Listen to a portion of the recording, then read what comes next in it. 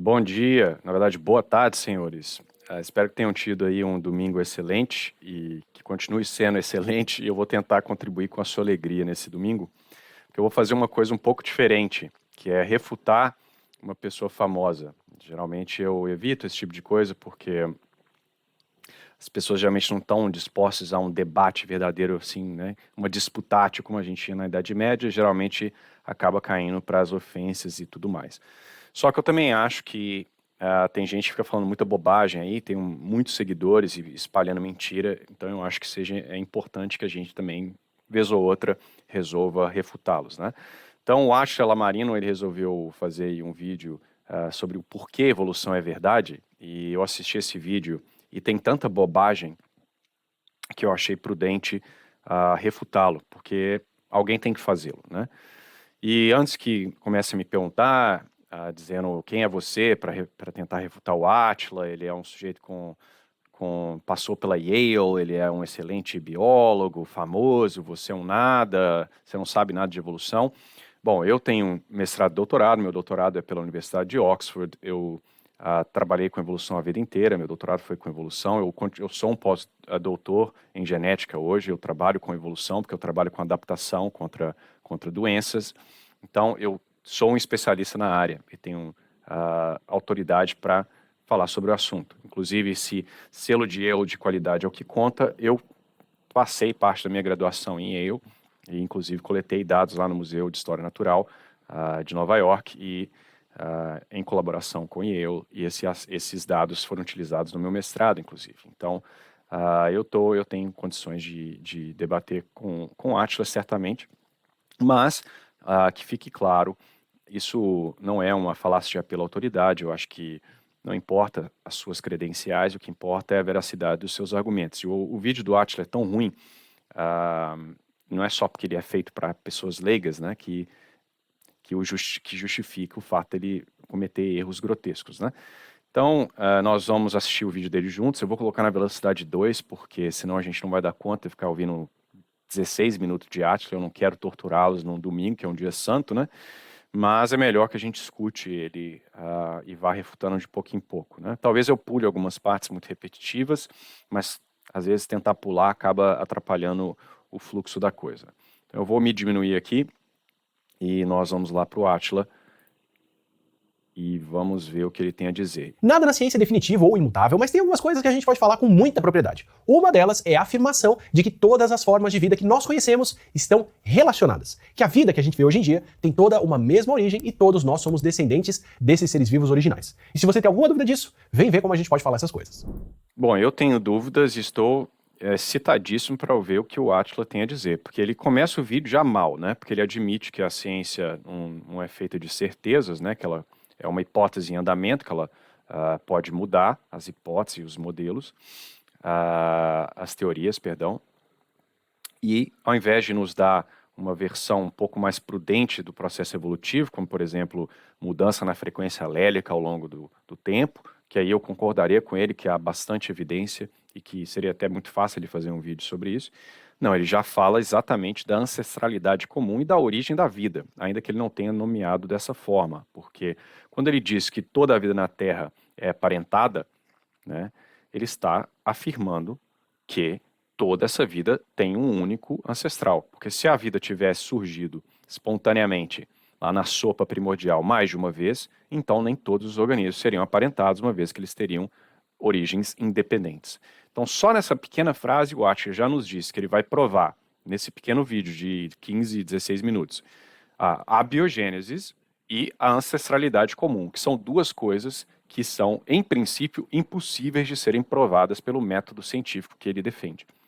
Nós estamos falando de eventos no passado, não replicáveis, e que até o presente momento, quando se tentou replicar, só falhou, né? A questão, o estudo da origem da vida é uma completa palhaçada, né? Se você acha que eles estão próximos de produzir vida, fique aí sonhando, porque eles não sabem sequer quais são o caminho químico para se chegar de não vida a vida. E para aqueles que me acompanham, que têm um mínimo de noção filosófica, vocês sabem que isso é, em princípio, impossível, a biogênese, né? Você não pode ter causas materiais gerando vida a partir da não vida, né? Isso aí é um salto ontológico que não pode ser ultrapassado por meros fenômenos naturais, né? Então, o Atlas já se colocou numa posição muito difícil, porque ele vai ter que provar para nós que a biogênese faz sentido e que a ciência moderna, apesar de não ter as ferramentas para fazê-lo, já conseguiu provar a ancestralidade comum de todos os organismos. Vamos ver se ele faz isso. Se você precisasse agrupar os seres vivos, como que você faria isso? Se você quisesse falar de um grupo de organismos que tem alguma coisa em comum, como dizer que todos os mamíferos produzem leite, como você faria esse tipo de relação? Quais critérios que você usaria para poder dizer quais são os organismos que se agrupam com quais? Você poderia fazer como vários povos indígenas brasileiros fazem na etnobotânica, onde, para nomear as plantas, além dos usos que elas podem ter, ou até da própria ecologia dessas plantas, eles classificam como mais próximas plantas que têm mais semelhanças físicas, como o aspecto das folhas, dos frutos, a casca das árvores e por aí vai. O que é bastante parecido com o método do sistema que a ciência usa, que foi criado pelo sueco Carlos Linneu no meio do século XVIII e que a gente já citou no vídeo sobre a raça dos brasileiros. Bom, rapidamente, tem duas coisas interessantes aqui, né? Se os indígenas podem fazer, e ele dá alguns exemplos aí da etnobotânica, né? Na verdade, deu exemplo nenhum, mas mencionou a etnobotânica, né? Então, nós já sabemos que classificação pode ser feita independente de evolução, né? Até porque Carlos Linneu, que ele admite ser o cara que desenvolveu o sistema de classificação que a ciência moderna utiliza, ele era um criacionista, né? Então, nós já começamos mal, né? Para aqueles, mais uma vez, que entendem de filosofia, existem grupos naturais e grupos não naturais, né? Por exemplo, artefatos humanos não são grupos naturais. Então eu posso agrupar um bando de artefato por com diferentes atributos. Eu poderia agrupar um bando de ferramentas pela cor vermelha, ou pelo formato, pelo peso, porque esses grupos são artificiais. Eu escolho arbitrariamente uma característica e agrupo. E existem agrupamentos naturais. Todos os humanos, eles pertencem, eles são parte de uma única espécie humana. Eles têm a mesma forma substancial, né? Eles têm a mesma essência. Então, isso é um agrupamento natural. Então, poderíamos desenvolver um sistema classificatório que tenta, de alguma forma, capturar essa realidade dos organismos nesses grupos naturais, ou poderíamos arbitrariamente agrupar organismos, como, por exemplo, animais aquáticos, organismos alados, etc. Então, tem 1 milhão de formas de fazer classificação, não necessariamente evolutiva, né? Mas vamos ver onde ele quer chegar com isso aí. Seguindo esse sistema, mamíferos são os animais como eu, você e todos os outros que têm glândulas mamárias, o que é uma linha de pensamento que os indígenas também seguem e de uma forma tão próxima que, algumas vezes, a aplicação de nomes indígenas pode coincidir com a nomenclatura científica. Por exemplo, as espécies de ingazeiro, do gênero Ingá ou Inga, também são classificadas como próximas nas línguas indígenas da família linguística tucano, e aí vão compartilhar o nome Merê ou Menê para os indígenas. Então o nome Ingacipó, com o nome científico Inga Edu Luiz, se chama Ioari Merê na língua desana, enquanto o Ingá da coceira, que tem o nome científico Ingá macrófila, se chama Buia Merê. Esse pensamento de agrupar quem é mais parecido funciona bem e pode ser bastante útil, como para quem quer saber se uma planta também é venenosa ou se também tem propriedades medicinais como as plantas mais próximas. Só que começa a ficar mais complicado quando a gente tenta comparar organismos que são diferentes demais entre eles, como tentar comparar animais com amebas, ou quando esses organismos são parecidos demais, mas não têm uma relação próxima de verdade. Como se você estivesse tentando... Opa, pera lá, aqui já tem uma coisa interessante, né? O Atila está falando aí de classificação, tem nada a ver com evolução, né? Já estamos 2 minutos e meio e nada de evolução até agora, mas quando ele fala isso aqui, ó, tem uma coisa interessantíssima. Porque ele fala que é difícil classificar, difícil de acordo com qual critério ele não nos diz, né? Mas vamos pensar de uma forma geral, é difícil classificar animais e amebas, porque eles são muito diferentes, e problemático, né? Difícil classificar quando eles são parecidos, mas não tem nenhuma relação, como por exemplo essa lagarta, né? Que é um inseto e tem, né, uma aparência de cobra, que ela usa como defesa, ou uma cobra mesmo, que é um vertebrado, e é teoricamente diferente da lagarta, né? Mas qual a relação que o Atila está se referindo aqui? Porque ele não nos diz, né? Se for uma relação de aparência, esses dois organismos têm uma relação. Então, veja que, ainda que o Atila não nos diga, o que ele está pensando aqui é relação filogenética, relação de parentesco evolucionista. Então ele já está, sem querer e sem nos informar, entrando em um pensamento circular. Ele já pressupõe a ideia da filogenia evolucionista, em que as borboletas, né, e lagartas estariam distantemente aparentadas da cobra e, portanto, elas não têm uma relação de parentesco evolucionista, cladística, filogenética, para que nós agrupemos elas de forma próxima. Mas isso é um pensamento circular. Porque o vídeo dele é por que a evolução é verdade. Eu não quero saber se você acha que a evolução é verdade, esses dois organismos eles não estão relacionados por uma linha de ancestralidade próxima, né? Então veja aí que numa pequena frase inocente já tem aí um pensamento circular que não foi explicitamente nos mostrado, né? Mas vamos ver onde ele quer chegar com essa conversinha dele, né? Porque até agora não teve nada de evolução. Mas não tem uma relação próxima de verdade. Como se você estivesse tentando agrupar construções para relacionar quais poderiam ter sido construídas pelas mesmas pessoas, e aí você poderia, de repente, classificar pirâmides do Sudão ou de Teotihuacan, no México, como pirâmides próximas. Quando, na verdade, só as pirâmides núbias do Sudão foram inspiradas pelos egípcios. O que acontece no caso dessas daí é uma convergência, porque empilhar pedras em camadas cada vez menores é uma forma realmente estável de construir, e esse método foi redescoberto em várias regiões do mundo. A classificação dos seres vivos deu um passo enorme com a teoria da evolução quando ela foi proposta no século XIX, porque como ela propõe que a diversidade da vida veio por causa da reprodução com modificação dos organismos, isso quer dizer que a vida toda tem uma origem comum e vem se reproduzindo. Então faz sentido agrupar os organismos por similaridade, já que a gente tem parentesco entre todas as formas de vida, e esse parentesco é mais próximo entre os organismos que seriam mais parecidos. Mas por muito tempo nós continuamos... Opa, de novo... O vídeo que a gente já fez por aqui... Desculpa, fiz besteira aqui, mas de novo, ele... E como saber mais sobre... Ele cai... Vamos voltar aqui onde que ele estava... Perdão, gente. Sei que eu apertei aqui. Mas, de novo, ele faz a asserção aí da descendência comum, na ancestralidade comum e o fato que as coisas são parecidas, né? Que é exatamente aquilo que ele quer provar, né? Então, ele diz que a ciência deu um passo adiante na classificação quando se propôs a ideia de que as coisas evoluíram a partir de um ancestral em comum e, portanto, tem parentesco, e logo nós vamos classificá-los de acordo com as similaridades. A ideia aqui é que se coisas que divergiram há menos tempo, então elas vão ser mais parecidas, correto?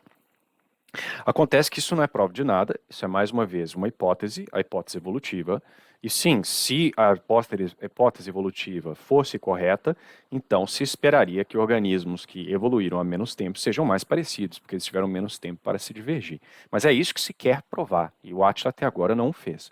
Mas veja que ele já está te preparando para uma escapada, porque ele te apresenta o conceito de convergência, né? Ele vai dizer, olha, tem duas pirâmides lá que são parecidas, algumas podem ser porque eles tiveram uma inspiração comum, né? Houve uma descendência. Outras não, eles independentemente descobriram essa mesma solução aí para um certo problema, né? E ele vai utilizar isso mais adiante para dizer que há similaridades no mundo animal e vegetal e bacteriano que são produtos de evolução convergente, né? Ou seja, o que ele está fazendo aqui? Como bom evolucionista, ele está criando uma hipótese ad hoc para escapar do seu problema.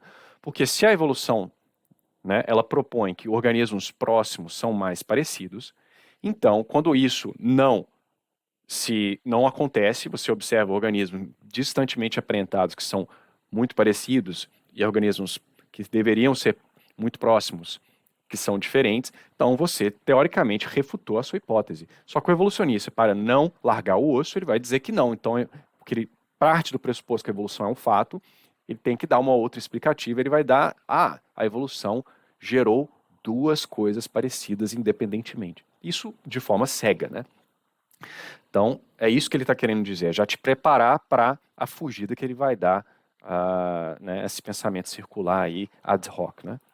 E vem se reproduzindo. Então faz sentido agrupar os organismos por similaridade, já que a gente tem parentesco entre todas as formas de vida, e esse parentesco é mais próximo entre os organismos que seriam mais parecidos. Veja de novo aí, já que a gente tem parentesco. Não, Átila, isso é o que você tem que provar com o seu vídeo. Você está simplesmente fazendo uma asserção, entendeu? Não nos foi provado absolutamente nada até agora. Mas por muito tempo nós continuamos esbarrando no dilema das pirâmides, enquanto nós buscávamos só na aparência dos organismos para montar esses grupos. O que fazer, por exemplo, com as bactérias, que podem ter formatos bastante repetidos e poucos detalhes que a gente possa inspecionar visualmente? Como Veja que ele já está dando justificativas para uma falha na predição da teoria evolutiva, né? Ele não encontra que as criaturas que são teoricamente mais aparentadas têm mais similaridade. Só que ele vai dizer, não, bem, não é porque tem convergência, ou é porque a morfologia não é bom. E aí ele vai falar que não, quando a gente olha para o gene, aí sim a gente vê aquelas similaridades que a gente estava buscando, que é o que ele vai fazer aqui agora. Só que ele não vai te falar que o mesmo problema ocorre a nível genético, tá? Então é isso que ele está querendo te fazer. Ele está querendo te convencer que quando a evolução acerta, é prova de evolução, quando a evolução erra, também é a prova de evolução, porque é convergência, entendeu?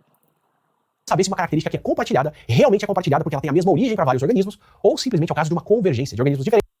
Como, Átila, então? Que a gente sabe se há alguma convergência ou se ela realmente é uma característica compartilhada, que os biólogos chamam de homologia. que chegaram em uma mesma solução. Aves e morcegos têm asas, mas eles evoluíram essas asas de uma maneira completamente independente. Olha, de novo, é difícil, eu tenho que ficar parando o tempo inteiro, porque é muita bobagem. Mais uma vez, pensamento circular e asserção. Ele nos diz que a asa do morcego e a asa da ave evoluíram de forma independente. Da onde ele tirou isso? Ele mostrou pra gente que esses dois organismos, realmente, ele mostrou o caminho evolutivo, como se deu essa transformação, quais os ancestrais, quais os passos mutacionais que geraram essas estruturas, como ela foi introduzida em um organismo que antes não voava, toda a complexidade neurológica envolvida no voo, a precisão, ele nos demonstrou isso? Claro que não. Mas por quê? Ele já parte da... É basicamente isso que ele está fazendo. Ele tem uma pressuposição, toda a vida é aparentada, logo, morcegos e aves são aparentados, mas eles são de grupos distintos, logo eles evoluíram essas organelas, esses órgãos, as asas, estruturas, de forma independente, né? Então, assim, é um puro pensamento circular, sem nenhuma prova, nenhuma demonstração, né? Que é o que a ciência deve fazer, não ficar contando historinha circular, né? No caso das construções, além das técnicas e de materiais diferentes que são usados entre elas, fica bem claro o que são ou não coincidências arquitetônicas quando a gente começa a conhecer cada uma dessas culturas. As pirâmides do Sudão também ficam próximas do Rio Nilo e aí vão compartilhar técnicas e estilos de construção com as pirâmides egípcias. Isso é o que a gente ganha e aprende quando nós podemos entender como elas foram feitas. Agora, para entender a relação entre os seres vivos, nós também precisamos olhar o que tem por trás das características que a gente pode ver e aí sim entender qual é a linguagem que gera essa variedade toda. E nós levamos a... Então, pera lá, por que tem que ser aquilo que está por trás? Por que eu não posso ver o produto final? Então, é mais uma vez, porque a morfologia não deu as respostas que o evolucionista queria, ele vai dar o migué, como a gente chama lá em Minas Gerais, e vai tentar encontrar uma outra parte do organismo para tentar encontrar essas similaridades. Ele agora vai falar da genética. O que faz a genética ser melhor do que a morfologia para classificação de organismo? Não há nenhuma razão para você acreditar nisso.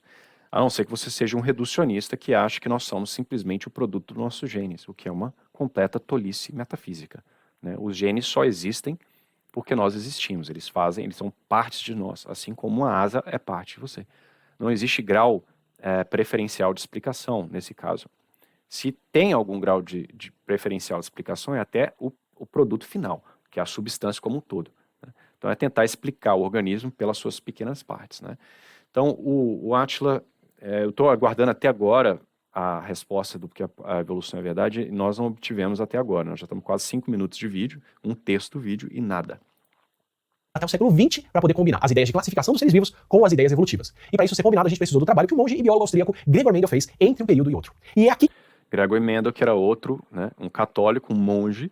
Então, os dois personagens mais importantes que ele cita até agora, um era um religioso criacionista, que gerou o sistema de classificação, que não era evolucionista, e o outro é um monge, né, católico, que estudava plantinhas e não estava pensando em evolução em nenhum momento, né? Mas enfim, vamos lá.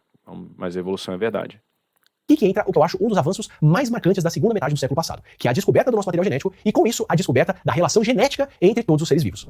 A gente sabe que a vida é feita, entre outras coisas, de proteínas. Vide toda a indústria do whey, que é insanamente popular no Brasil, inclusive. Mas as proteínas têm vários ingredientes. Elas são feitas de pelo menos 20 aminoácidos que podem ser organizados... Olha, eu não vou assistir essa parte, porque ele simplesmente vai ficar falando de proteína, como que descobriu...